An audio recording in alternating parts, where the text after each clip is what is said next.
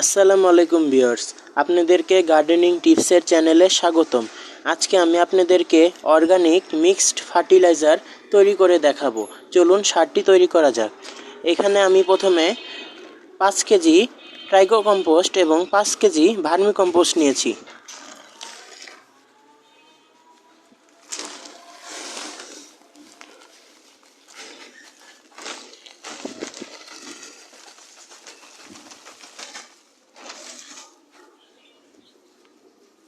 এরপর নিয়ে নিব 1 কেজি ডিমের খোসার গুঁড়া।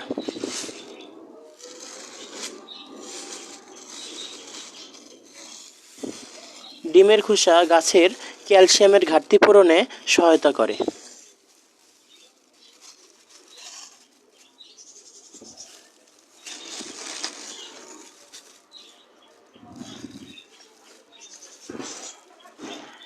এরপর এখানে নিয়ে নিব মৃত জীবজন্তুর শিং ও খুর চাচা 1 কেজি।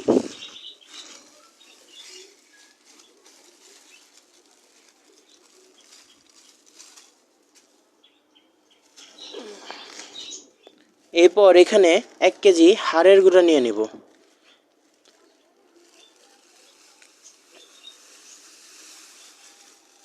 হাড়ের গুঁড়াও আপনার ক্যালসিয়াম এবং ফসফরাসের যোগান দেয় গাছে, এবং খুরকুচি এবং শিংকুচি গাছের নাইট্রোজেনের যোগান দেয়।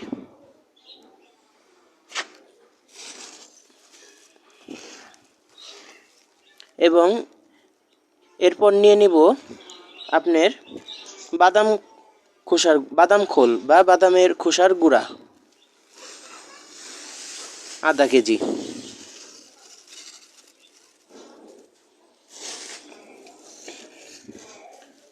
এরপর আপনার নিয়ে নিব সরিষার খোল 1/2 কেজি।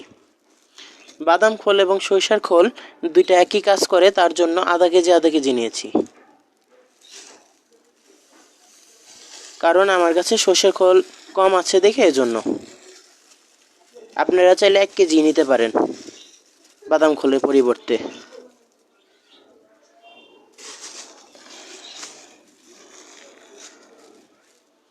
এরপর এখানে নিয়ে নিব 1 কেজি নিম খোল অর্গানিক ফাঞ্জিসাইড, পেস্টিসাইড এবং ইনসেকটিসাইড মাটির ভিতর সকল রোগ জীবাণু এবং পোকামাকড় দূর করে।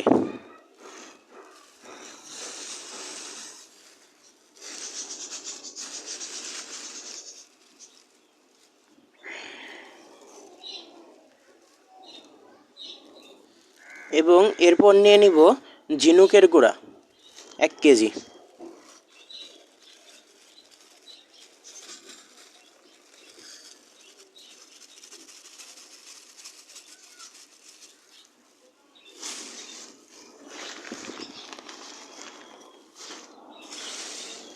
ঝিনুকের গুঁড়া মাটিতে ক্যালসিয়াম, ফসফরাস, ম্যাঙ্গানিজ এবং বিভিন্ন আরও অনেক কিছুর জন্য ঘাটতি পূরণ করে।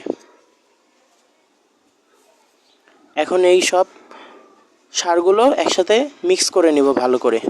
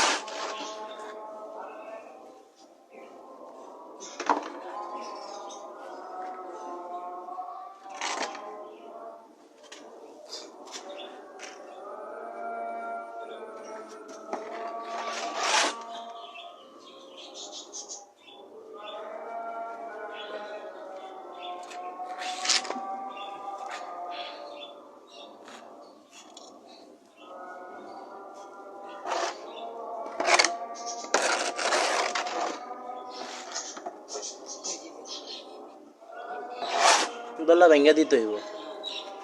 এই যে ঘরে আইবো না, এই ঘরে আইলে এই যে এমনি বাবা এমনি ডলা দিবা দিয়ে যাবো উড়ে যায়।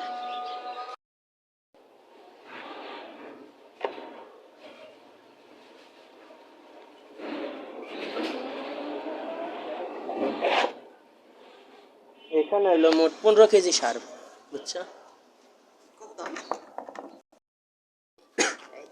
এই যে দেখো পুরোটা মিশিয়ে এই দেখ এই এই যে মিশিয়ে এইবার পুরোটা মিশিয়ে রাখছি, ওটা তো পুরোটা মিশানো হয় না। জিনুকের গুঁড়ার কারণে একদম পুরা সাদা হয়ে গেছে। না শেষ হয়ে গেছে, পুরা মিক্সার হয়ে গেছে। দেখছো তুই পারতি। তাহলে বন্ধুরা, আমাদের সার মিশানো শেষ এবং এই সারটা কোনো ঠান্ডা জায়গায় সংরক্ষণ করে রেখে দিব। সার গাছের পটাশিয়াম, ফসফরাস, ক্যালসিয়াম সকল ঘাটতি পূরণ করতে সাহায্য করবে এই অর্গানিক ফার্টিলাইজারটা। এই ফার্টিলাইজারটা হালকা জল ছিটে ময়েস্ট করে বস্তাবন্দি করে রেখে দিব।